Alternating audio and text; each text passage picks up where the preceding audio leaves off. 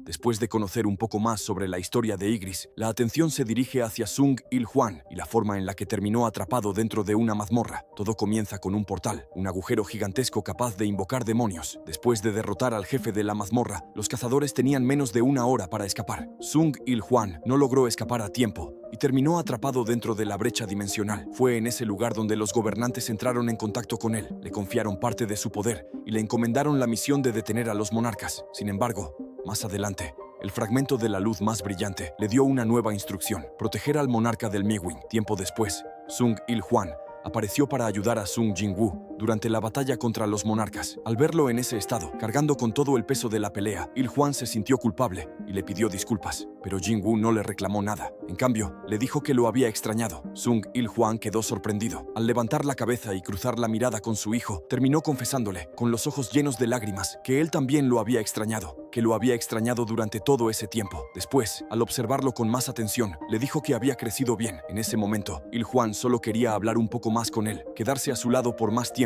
y recuperar aunque fuera una pequeña parte de todos los años que había perdido. También lamentaba no haber podido ser un buen padre. Antes de desaparecer, volvió a pedirle perdón. Después de ese recuerdo, la escena cambia. La madre de Jin-woo pregunta si su hijo ya se había despertado. Jin-woo llama a su padre. Sung Il-hwan se sorprende al escucharlo decir padre, como si esperara que lo llamara papá. Enseguida le pregunta qué le ocurre. Mientras una lágrima recorre su rostro, Jin-woo responde que probablemente solo había tenido una pesadilla. Il-hwan lo mira y sonríe, pero rápidamente vuelve a cubrirse el rostro con el periódico que estaba leyendo, como si detrás de esas páginas intentara esconder un peso que no podía expresar con palabras. Después, Sung Il-hwan aparecía sentado en una cafetería frente al enviado de los gobernantes y le preguntaba qué decisión había tomado su hijo. El enviado le explicaba que el monarca del Mewing había decidido permanecer allí porque cada minuto que pasaba en ese lugar era precioso para él. Después le preguntó a Il-hwan si pensaba seguir ocultándole su secreto al monarca del Mewing. Sin embargo, enseguida se corrigió y aclaró que hablaba de su hijo. Il-hwan respondía que sí, porque deseaba que Jin-woo no recordara nada de lo ocurrido y pudiera continuar con su vida sin cargar con ese dolor. El enviado entendía entonces que Il-hwan estaba intentando convertirse en el padre que Sung siempre había querido tener. El enviado le explicó a Sung Il-hwan que después de su partida, los gobernantes ya no volverían a intervenir. Con eso, todo en aquel mundo habría terminado de verdad. Luego añadió con una extraña calma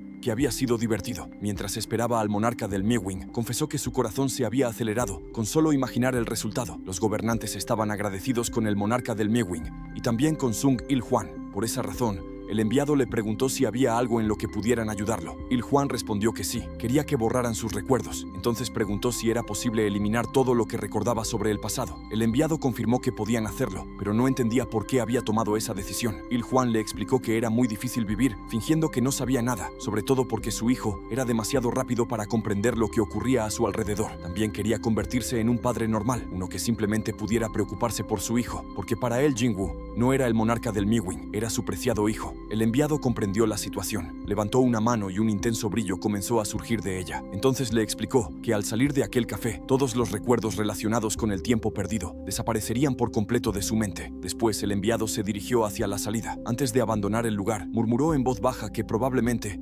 Il-hwan nunca recordaría aquella conversación. Aún así esperaba que pudiera tener una vida pacífica en el futuro. Mientras tanto, en la facultad se estaba organizando una peda para recibir a los estudiantes de nuevo ingreso. Jin-ho estaba tan nervioso que había perdido por completo el apetito. Era la primera vez que asistía a una fiesta de bienvenida y no entendía por qué se sentía de esa manera. Después de todo, era el segundo hijo de una familia adinerada y siempre había vivido sin que le faltara nada. Aún así, aquel restaurante de carne de cerdo le resultaba extrañamente familiar. Uno de sus compañeros le pidió que se relajara, porque con esa expresión cualquiera pensaría que lo tenían cautivo. Jin-ho respondió con demasiado respeto y lo llamó señor. Su compañero le pidió que dejara de hablar de esa manera, porque ya nadie usaba ese tipo de expresiones. También le explicó que podía tratarlo con más confianza, aunque debía tener cuidado frente a los estudiantes mayores. Al parecer había un estudiante bastante aterrador en su departamento. En ese momento Jin-ho sintió el verdadero terror, no porque aquel joven intimidara a los demás a propósito. El problema era que tenía tanto carisma que podía asustar a cualquiera con solo estar presente. Jin-ho Luego pensó que aquella persona debía ser bastante parecida a su padre. Después la conversación cambió hacia una famosa atleta que tiempo atrás había sido considerada una ídola del atletismo. Pensó que su nombre era Cha Eun-jong, pero Jin-ho lo corrigió y le preguntó si se refería a Cha Hae-in. Su compañero confirmó que era ella y le preguntó si la conocía. Entonces reveló que Cha Hae-in era la novia de aquel aterrador estudiante. Justo en ese momento, el joven apareció en el lugar. Todos comenzaron a saludarlo y a llamarlo papito. El compañero de Jin-ho miró alrededor y se preguntó por qué nadie se acercaba a sus asientos. Por eso comentó que quizá debería ir a la mesa donde estaban las juniors lindas. Sin embargo, ambos quedaron sorprendidos cuando Jin-woo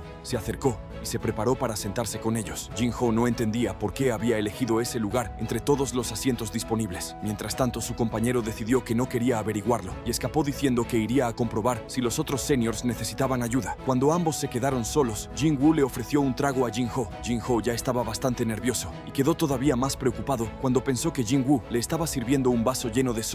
Mientras sostenía el vaso, pensaba que Jin-woo era tan aterrador como le habían contado. Aún así comenzó a beber y confesó que no estaba seguro de poder soportar tanto alcohol, pero después de dar el primer sorbo quedó sorprendido y le preguntó a Jin-woo si aquello era sidra. Jin-woo le respondió que ni siquiera podía beber sidra correctamente, así que no había ninguna razón para obligarlo a tomar alcohol. Luego le pidió que bebiera la sidra con él. Mientras ambos continuaban bebiendo, Jin-woo le dijo que dejara de llamarlo senior, porque escuchar esa palabra lo ponía triste. Por eso le pidió que desde ese momento lo llamara Jin-woo. Jin-ho quedó completamente confundido y Jin-woo le preguntó si acaso no le gustaba la idea. Entonces Jin-ho se apresuró a negarlo y finalmente lo llamó por su nombre, pero cuando dijo Jin-woo, sintió que aquel nombre le resultaba extrañamente familiar. Al mismo tiempo, Jin-woo se preguntó si alguna vez le había contado su verdadero nombre. Sin darle más vueltas, levantó su vaso y le propuso brindar. Jin-ho aceptó sin pensarlo y ambos chocaron sus vasos. Después la escena cambia y muestra a Jin-woo caminando mientras habla por teléfono. Del otro lado, Jin-ho le preguntaba por qué no había ido al departamento ese día. Jin-woo le respondió que tenía algunos asuntos pendientes y entonces recordó algo importante. Le pidió que firmara la asistencia por él durante la clase de la tarde, pero Jin-ho se negó porque Jin-woo era famoso incluso entre los profesores. Por eso sabía que firmar en su lugar solo le traería problemas. Luego le preguntó dónde se encontraba. Jin-woo respondió que estaba haciendo una visita rápida al hospital universitario, mientras frente a él aparecía una vieja conocida pelirroja. Era Lee Ju-hee. Jin-ho no entendía por qué había ido hasta ese lugar, porque el hospital no tenía ninguna relación con sus estudios. Sin embargo, Jin-woo ignoró todas sus preguntas. Solo le dijo que contaba con él y terminó la llamada. Mientras tanto, Ju-hee pensaba que había sido una buena decisión aprobar el examen de ingreso para una universidad en Seúl, aunque también se preguntaba si su dialecto de Busan todavía era demasiado fuerte. El lenguaje estándar ya era difícil y para empeorar las cosas, el departamento de enfermería usaba demasiado inglés. Mientras pensaba en todo eso, Jin-woo apareció frente a ella. Ju-hee pasó a su lado, pero en ese instante sintió algo extraño. Era una sensación familiar que no podía explicar. Por eso se detuvo y llamó a Jin-woo antes de preguntarle si se habían conocido en algún lugar. Al escucharla, Jin-woo también se detuvo. Jin-woo solo respondió que no y siguió caminando mientras Ju-hee volteaba a verlo sin saber cómo reaccionar. En ese momento, comenzó a preguntarse si él habría pensado que estaba coqueteando o si tal vez creyó que intentaba reclutarlo para algún culto extraño. Mientras se alejaba rápidamente, también se preguntaba por qué de repente había comenzado a hablar con un completo desconocido. Jin-woo se giró para verla, pero Ju-hee ya se marchaba completamente avergonzada. Después la escena cambia al hospital, donde Gun-hee le pide ayuda a un doctor para poder levantarse. Cuando logra sentarse en la cama, le agradece y en ese momento, el médico nota una pequeña botella sobre el escritorio. Era el elixir de la vida. El doctor le pregunta qué era eso y mi abuelito le explica que un joven acababa de llegar para entregárselo. Todo había sido bastante extraño porque los guardaespaldas estaban vigilando las puertas de la habitación y aún así, aquel joven había logrado dejar la botella sin que nadie se diera cuenta. Sin embargo, Gun-hee le explica que eso no había sido lo más sorprendente. La explicación del joven había sido todavía más increíble. Jin-woo le había contado que durante el tiempo perdido, ambos lucharon juntos contra varios monstruos, que por esa razón había regresado para entregarle aquel regalo como agradecimiento. Después de hacerlo, desapareció como un espejismo, como si nunca hubiera estado ahí. Jin-woo también le aseguró que si bebía el contenido de la botella, su enfermedad se curaría de inmediato. Gun-hee comenzó a reír mientras recordaba aquellas palabras, pero el doctor le dijo que no podía creer una historia como esa. Mi abuelito solo respondió que estaba cansado y luego tomó el elixir entre sus manos mientras se preguntaba qué ocurriría si todo lo que aquel joven había dicho era mentira. Antes de beberlo, le hizo una sola pregunta al doctor. Quería saber cuánto tiempo más podría vivir sobrevivir si decidía no tomarlo. El doctor no respondió, y aquel silencio fue suficiente para que Gung-hee entendiera la situación. Entonces dijo que si el elixir terminaba haciéndole daño, debían escribir una frase en su lápida. El presidente Go Gung-hee fue enterrado aquí, después de luchar contra una enfermedad, sin rendirse hasta el final. Después destapó la botella y se bebió todo el contenido, como si no hubiera un mañana, aunque siendo sinceros tampoco estaba muy seguro de que lo hubiera. Cuando terminó dijo que tomaría un descanso, mientras el doctor se retiraba y le pedía que lo llamara si sentía algún problema. Poco después Gung-hee comenzó a quedarse dormido, y en ese momento un rayo de sol entró por la ventana para iluminar su cuerpo. Mientras descansaba, su salud comenzó a mejorar poco a poco y sus fuerzas empezaron a regresar. Al sentir el calor del sol, comentó que todavía se sentía bastante cálido, aunque el invierno ya estaba cerca. Finalmente cerró los ojos y se quedó dormido como un bebé. Ahora la historia nos lleva a un extraño sueño, en el que Jin-woo era el mismísimo Antares, el primer monarca nacido en la oscuridad y el más fuerte. Un rey que reina sobre todos los dragones. Simboliza el miedo y la destrucción. Quienes lo conocen lo llaman Yongye, con respeto. Sin embargo, un día cualquiera, escondido en la brecha dimensional y preparándose para invadir la Tierra con 10 millones de soldados, de pronto abrió los ojos y se encontró dentro de un cuerpo humano. Al mirarse al espejo, Antares notó el cambio de inmediato. Pasó de tener barba de leñador a estar completamente lampiño. El dueño de ese cuerpo se llamaba Sung Jin-woo. Era un joven cazador de rango E que trabajaba en Corea. A pesar de su insignificante habilidad y de enfrentarse constantemente al riesgo de perder la vida, Jin-woo no parecía dispuesto a abandonar su trabajo como cazador. Mientras se levantaba la playera y dejaba al descubierto las cicatrices y los pequeños parches que cubrían su abdomen, pensó que la razón estaba relacionada con la enfermedad de su madre. Mientras pensaba que si se trataba de esa enfermedad, su magia sería suficiente para curarla, su teléfono empezó a vibrar. Jin-woo levantó el teléfono y preguntó quién era. Desde el otro lado de la línea, una voz le preguntó cómo estaba y le dijo que ya era hora de la incursión, pero que no lo había visto.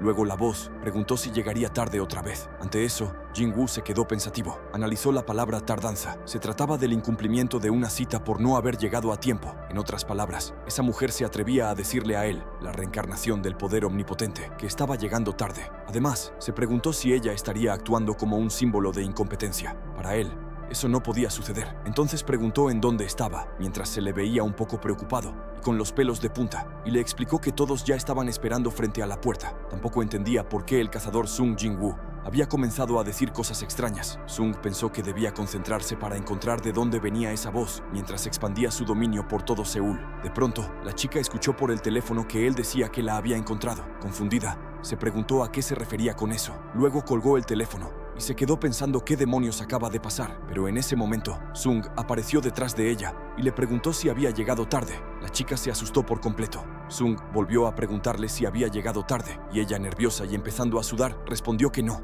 Entonces, Sung simplemente dijo que estaba bien, en la cafetería. El NPC le deseaba suerte a Kim para la incursión del día y le servía su café con pan. Luego se dirigió a Sung para preguntarle si ya había comido. Sung apenas lo miró, pensando quién era ese tipo y si de verdad se trataba de uno de sus subordinados. Después, Sung se acercó y pidió un café. El NPC respondió que lo sentía, que se había quedado sin café. Entonces Jin-woo le arrebató el café de las manos al NPC de la cafetería. Respondió que no había ningún problema y comenzó a bebérselo frente a él. Jin-woo soltó una risa con una expresión espeluznante. Luego aplastó el vaso de café con una sola mano y dijo que, para los monarcas, el fuerte simplemente se aprovecha del débil. Ese era su sentido común. Mientras tanto, los compañeros de Sung empezaron a hablar entre ellos. Uno comentó que Sung estaba algo extraño ese día. Otro respondió que también lo había notado y que sus ojos se veían un poco, y dejó la frase en el aire. Entonces, otro cazador dijo que, desde hacía un rato, no podía quitarse de encima aquella sensación espeluznante. De repente, una voz le grita a Sung, alarmada, preguntándole si se lastimó otra vez. Es Yu-hee,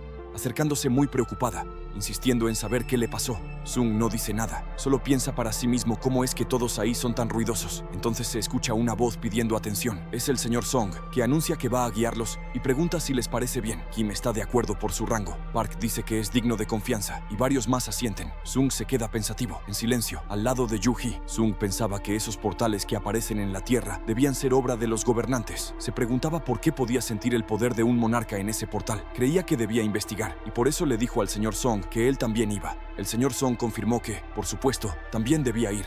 Kim le decía a Sung que esperaba que no se lastimara a sus espaldas. Sung pensaba que ese tipo era un sujeto débil, pero en el fondo sabía que era un subordinado leal que se preocupaba por su bienestar. Entonces empezaron a entrar al portal. Ya adentro, Sung empezó a destruir monstruos a diestra y siniestra, con unas manos que parecían tener uñas muy largas y se movía muy rápido. A lo lejos, Kim y el señor Song lo miraban. Sung estaba destruyendo a todos los monstruos de la mazmorra. Se preguntaban si no estaba actuando raro ese día, si tal vez esos monstruos eran demasiado débiles, pero sus ojos no podían seguir sus movimientos. Entonces, sosteniendo la cabeza de un goblin, Sung les preguntaba qué estaban haciendo, qué era por ese lado. Luego, cuando el señor Song pasaba por un lado, dijo que era mejor decidir por votación, pero Sung lo derribó de un golpe. Entonces preguntó si alguien más quería votar. Los demás cazadores, al ver al señor Song en el suelo, se asustaron, y Sung dijo que, entonces, era una decisión unánime. A pesar de eso, algunos cazadores consideraban que estaban adentrándose demasiado en la mazmorra. Uno de los cazadores preguntó si no estaban yendo demasiado profundo. Otro quiso saber cuánto tiempo llevaban caminando. Alguien respondió que alrededor de 40 minutos. Entonces calcularon que, si la puerta se cerraba una hora después de derrotar al jefe, les quedaban unos 20 minutos. De pronto, uno preguntó si esa era la puerta final de la mazmorra. Otro dijo que era la primera vez que veía algo así, y se preguntó si no sería peligroso. Sung estaba al frente. Pensó que era peligroso porque también sentía esa energía aterradora desde dentro. Pero cuando Kim intentó detenerlo, abrió la puerta. De inmediato, agarró a un cazador por la chaqueta y lo lanzó adentro del templo. El cazador, furioso, le preguntó qué estaba haciendo. Sung solo dijo que no pasó nada y entró. Entonces, las antorchas comenzaron a encenderse. Un cazador preguntó qué lugar era. Otro dijo que, al menos, había luz y que nunca habían visto una mazmorra así. Poco a poco, empezaron a separarse para investigar el lugar. Un cazador observa el enorme tamaño de la estatua de Dios y se pregunta si no será el jefe. Mientras Sung señalaba algo, Kim lo miraba sorprendido. Kim preguntaba si creía que había runas escritas en esa pizarra de piedra, y otro cazador se metió a la conversación para preguntar si alguien podía leerlas. Sung pensaba que era una tontería y que no había nadie ahí capaz de leerlo. Luego dijo que se trataba de las reglas de Cartenón. Sorprendida, Yuji lo tomó de la sudadera. Empezó a decir algo sobre esa gran estatua de piedra, pero no terminó la frase. Sung Jin-woo, un poco grosero, se zafó de su agarre y le dijo que lo soltara, y luego empezó a leer las reglas escritas en la estatua. Primero, adorar a Dios. Segundo, alabar a Dios. Tercero, prueba tu fe. Aquellos que no acaten esta regla no podrán sobrevivir. Justo en ese momento, los ojos de la estatua de Dios empezaron a brillar. Todos los cazadores se dieron cuenta, pero no tuvieron tiempo de reaccionar antes de que la estatua de Dios comenzara a lanzar sus rayos láser. Sung Jin-woo se lanzó de inmediato al ataque y preguntó cómo se atrevía a intentar destruirlo con esa fuerza. Vemos cómo Sung se interpone al ataque de la estatua, logra detenerlo, mientras Yuji y Kim se quedan un poco sorprendidos. Y mientras lo sostiene, Sung libera su poder, el aliento de la destrucción. El ataque de Jin-woo impactó directamente contra la enorme estatua de Dios. Sus compañeros quedaron completamente sorprendidos al presenciar la fuerza de aquel impacto. Jin-woo aseguró que eso era la verdadera fuerza, mientras mostraba sus dientes afilados y su mano comenzaba a tomar la forma de una garra de dragón. En ese momento las demás estatuas comenzaron a moverse y corrieron directamente hacia él, pero Jin-woo solo se echó a reír y también se lanzó contra ellas mientras las llamaba muñecas descaradas. Después comenzó a destruirlas una por una, mientras Yuji, Kim y los demás cazadores corrían para alejarse de todo aquel caos. Uno de los cazadores preguntó si no existía otra manera de superar la prueba. Sin embargo, otro le respondió que no había ninguna alternativa y le recordó que debían seguir las reglas. Cuando todo terminó, Jin-woo apareció sobre los restos de las estatuas completamente destruidas. Entonces aseguró que ese era el final y que aquello ni siquiera había sido suficiente para servirle como ejercicio de calentamiento. En ese momento, el Arquijube 3 comenzó a reclamarle lo que había hecho. Todo lo que había preparado había sido destruido y estaba completamente furioso. Antares le ordenó que guardara silencio y lanzó una lanza que impactó de lleno contra el Arquijube 3D. El monarca de la destrucción aseguró que no había llegado hasta aquel lugar para hablar con una simple imitación. Lo que realmente buscaba era al verdadero poder que se ocultaba detrás de todo aquello. Por esa razón, desafió al cobarde que permanecía escondido para que apareciera frente a él. Finalmente, una voz lo reconoció como el monarca de la destrucción. Aquella presencia le recordó que ambos estaban destinados a enfrentarse y aseguró que terminaría allí la mala relación que existía entre ellos, mientras el monarca de las sombras aparecía imponente frente a Antares. Antares saltó con una sonrisa desquiciada y dijo que aquello era bueno. El monarca de la destrucción le ordenó que se acercara. También sabía que aquella lucha no terminaría fácilmente. Ambos poderes estaban a punto de chocar cuando Jin-woo abrió repentinamente los ojos y comenzó a respirar con dificultad. Todo aquello había sido un sueño, mientras Ygritte, Belion y Beru lo miraban con pena ajena. Después de aquel extraño sueño en el que Jin-woo se convirtió en el recipiente de Antares, ahora pasamos a la comisaría central, donde desde hacía tiempo circulaba un rumor que seguía escuchándose incluso después del concurso de ingreso de ese año al departamento de detectives. Se decía que en la división de homicidios de la comisaría central había un detective conocido como Fantasma. Entonces nos muestran a Lee Se-hwan, un detective novato, mientras recuerda todo lo que había escuchado sobre él. Al parecer, no solo atrapaba al culpable del caso que tenía asignado, sino también al de algún caso sin resolver. Básicamente, resolvía casos al 2x1 y que cualquier criminal peligroso terminaba convertido en una mansa oveja cuando se encontraba frente al fantasma. A esas alturas, aquel rumor ya se había convertido en toda una leyenda entre la policía local. El novato también recuerda que circulaban rumores de que aquel detective había rechazado un ascenso para seguir concentrado en el trabajo de campo. En ese momento, otro policía se acerca y le pregunta si es el recién llegado que comenzó a trabajar ese día. Lee Se-hwan lo saluda de inmediato, pero el oficial le dice que no tiene que estar tan nervioso, porque ahora todos son una familia. Luego le entrega un café y le dice que es gratis. El novato se lo agradece, pero enseguida menciona que el capitán le ordenó trabajar junto al detective Sung. Al escuchar eso, el oficial piensa en silencio si se refiere al fantasma, mientras Lee Se-hwan casi tira el café de la sorpresa. El policía le explica que Fantasma era un apodo que le habían puesto por lo excepcional que era, pero que con el tiempo, incluso los agentes de otras estaciones comenzaron a llamarlo de esa manera. Después le pregunta si él también había escuchado los rumores. El novato responde nervioso que sí.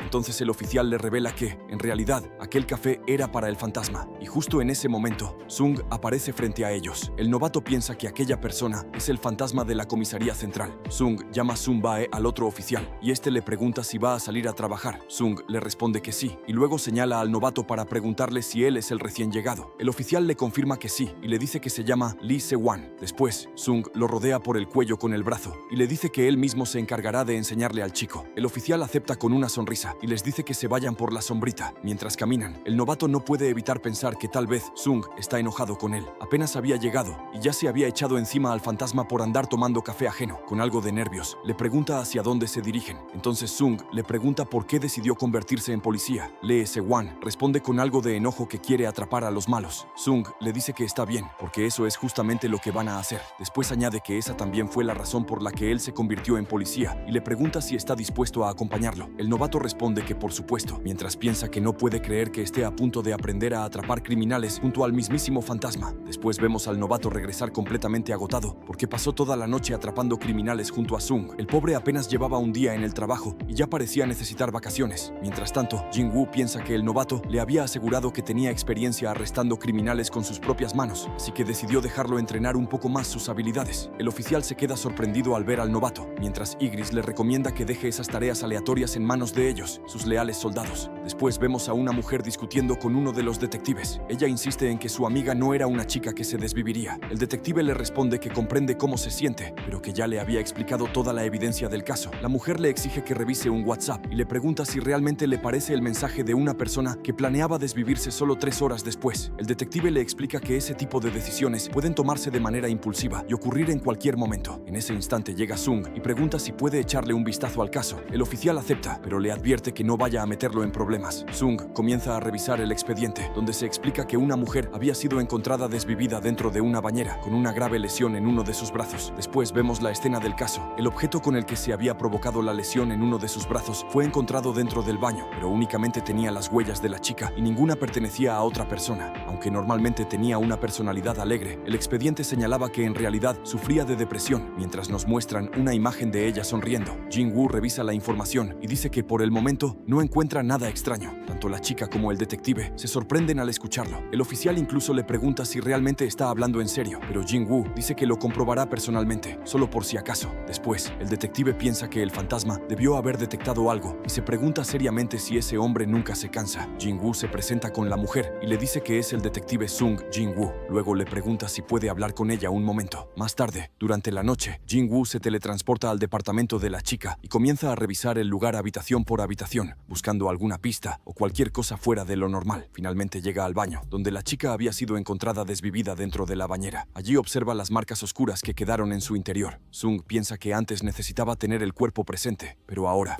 y deja la frase en el aire. Enseguida comienza a emanar su aura morada y pronuncia una sola palabra: Arise. En ese momento, La sombra de la chica aparece flotando frente a él. Ella se muestra asustada, pero Sung la tranquiliza diciéndole que no tenga miedo, porque ahora es un ser liberado de los límites de la vida y del dolor. Después le pregunta directamente si se desvivió por voluntad propia. La chica le responde que sí, así que Sung quiere saber cuál fue la razón. Sin embargo, justo cuando ella está a punto de responder, cambiamos de escena. En otro edificio suena el timbre, y un hombre se pregunta quién podrá ser a esas horas. Cuando observa la cámara de la puerta, Sung Jin-woo se presenta como detective de la División de Delitos Violentos de la Comisaría Central y le explica que tiene algunas preguntas sobre su hija, por lo que le pide unos minutos de su tiempo. El hombre abre la puerta de inmediato y le pregunta si ya tienen los resultados de la investigación y si descubrieron qué fue lo que le ocurrió a su hija. Sung le responde que todavía no saben nada, pero que quisiera hacerle algunas preguntas sobre ella. El padre le dice que, por supuesto, y que si puede ayudarlo a descubrir la verdad detrás de lo ocurrido con su hija, tendrá toda su cooperación. Más tarde, ya en una cafetería, Jin-woo le pregunta qué tipo de estudiante solía ser la señorita Seo Jin-ji. El padre no entiende muy bien la pregunta, así que Jin-woo se la plantea de otra manera y le pregunta si existía alguien que pudiera guardarle rencor a su hija. El padre responde que de ninguna manera. Asegura que ella no era el tipo de chica que hiciera cosas para provocar que los demás la odiaran, porque siempre había sido una joven amable y de corazón puro. Después le pide una disculpa a Jin-woo y mientras comienza a llorar, admite que todavía no puede creer que su hija se haya ido de aquella manera. Jin-woo le responde que se notaba cuánto adoraba a su hija. El padre le responde que, por supuesto, y entonces le revela que Seo Jin-ji no era en realidad su hija biológica. Aún así, asegura que siempre la quiso y la cuidó como si fuera su propia hija. Mientras continúa llorando, admite que todo aquello le duele demasiado y que es muy difícil para él. Sung le dice que, mientras avanzaban con la investigación y revisaban las pertenencias de su hija, le explica que encontraron un archivo de audio. El padre adoptivo se queda sorprendido, pero Jin-woo le dice que primero deberían escucharlo. En cuanto comienza la grabación, el hombre queda completamente paralizado. Aquel audio era la prueba de los fuertes maltratos que Jin-ji había sufrido por parte de su padre adoptivo desde que era pequeña. Mientras escuchamos la grabación, la vemos lastimada y con la ropa completamente desgastada. Aunque había conseguido escapar a una región lejana, su padre adoptivo volvió a contactarla diciéndole que quería verla. Después de aquello, Jin-ji terminó tomando la decisión de desvivirse. El hombre le pregunta a Jin-woo por qué le está mostrando todo eso. Si su intención era arrestarlo, habría bastado con llevar a unos cuantos policías y ponerle las esposas. Sin embargo, Jin-woo le dice que tiene dos opciones. El padre adoptivo repite sorprendido que si realmente está hablando de opciones. Jin-woo le explica que la primera es admitir todos sus pecados, ir a la comisaría y confesarlo todo. El hombre le pregunta cuál es la segunda. Entonces Jin-woo sonríe ligeramente y le responde que, en lugar de admitir sus crímenes, puede pagar un precio apropiado. El padrastro le pregunta cuánto dinero quiere. Entonces Jin-woo cambia ligeramente de postura y le responde que con eso será suficiente. Sin embargo, su mirada cambia por completo y le ordena que escuche con atención, haciendo que el padrastro se asuste de inmediato. Jin-woo le revela que el lugar en el que está sentado no pertenece al mundo en el que había vivido hasta ese momento. En realidad, se encuentran en un mundo diferente que él hizo parecerse al exterior durante un breve periodo. Se trata de la Tierra de los Muertos, un lugar al que ningún ser vivo puede entrar sin el permiso de su dueño, el mundo del reposo. Jin-woo le explica que ese también será el nombre de la prisión que lo mantendrá encerrado a partir de ese momento. El padrastro, completamente confundido, le pregunta de qué está hablando. Jin-woo le dice que lo piense cuidadosamente y le pregunta si recuerda cómo llegó hasta ese lugar. Entonces vemos que el café está completamente vacío. El padrastro comienza a alterarse y ahora que lo piensa, se da cuenta de que el lugar está perfectamente iluminado, pero no hay nadie más ahí aparte de aquel misterioso detective. El miedo comienza a apoderarse de él y le pregunta a Jin-woo quién demonios es. Después insiste desesperadamente en que todo aquello debe ser un sueño, que seguramente está soñando. El padrastro sale corriendo desesperadamente, pero las sombras de Jin-woo ya se encuentran detrás de él. En cuestión de segundos lo alcanzan y descargan todo su castigo sobre él. Jin-woo permanece sentado tranquilamente mientras parte del ataque pasa frente a su mesa. Sin embargo, ni siquiera se inmuta y continúa con su cafecito en la mano, como si aquello no tuviera nada que ver con él. En ese momento aparece la sombra de Jin-ji y le agradece, llamándolo monarca. Jin-woo le pregunta si hay algo más que quiera decirle. La chica duda por un momento y después le pregunta si, por casualidad y siempre que no sea demasiada molestia, podría pedirle un favor. Después regresamos a la comisaría, donde Jin-woo sostiene un regalo y se lo entrega a la amiga de Jin-ji. La joven le pregunta si Jin-ji había preparado aquello. Jin-woo le señala que el nombre escrito en la carta es el suyo y le explica que pensó que Jin-ji habría querido que aquel regalo llegara a la persona para quien estaba destinado. Luego le informa que, basándose en las pruebas encontradas, la posibilidad de que alguien más hubiera estado involucrado era extremadamente baja y que la investigación terminaría muy pronto. Con los ojos llenos de lágrimas, la chica le pregunta si realmente no existe ninguna posibilidad de que haya ocurrido algo diferente, ni siquiera un 1%. La chica comienza a abrir el regalo mientras las lágrimas brotan de sus ojos. Justo cuando Jin-woo está por marcharse, ella se vuelve hacia él y le agradece. Entonces nos cuentan que, una hora antes de que Jin-ji tomara aquella decisión, recibió en su celular el cruel mensaje de su padre adoptivo. Si aquel mensaje nunca hubiera llegado, quizá las dos amigas habrían podido celebrar juntas la fiesta de cumpleaños tal como lo habían planeado. Finalmente, la chica termina de abrir el regalo y descubre que se trata de una taza con las palabras "Feliz cumpleaños".